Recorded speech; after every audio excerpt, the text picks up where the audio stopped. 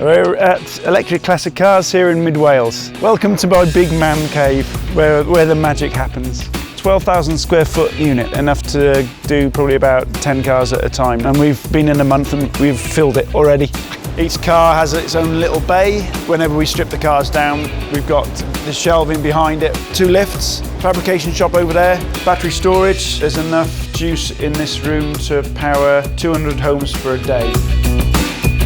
Lovely 1960s car and gear, left-hand drive from the States, and this at the moment is phase 1, where we've ripped out all the old smelly stuff. The motor's in it now. So we've got 8 of the LG Chem batteries are going to be going in a battery box in the back there. So we're going to have another battery box from about there across.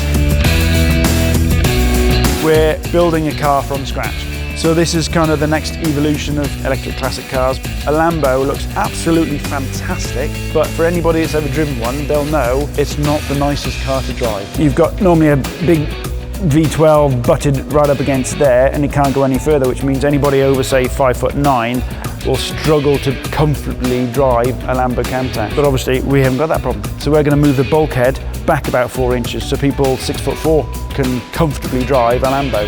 So we're addressing a lot of the downsides of the classics, and at the same time then we're adding in the 21st century technologies. This is having a Hyper 9, which is the same motor that's on that carbon gear. So that's going to be hanging off the front here.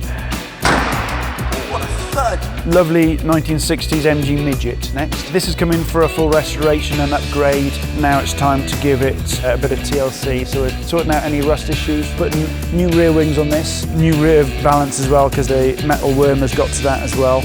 We love these cars as much, if not more, than the owners might. And you know, we won't let these cars go out the door unless they're bang on right and we're happy with them.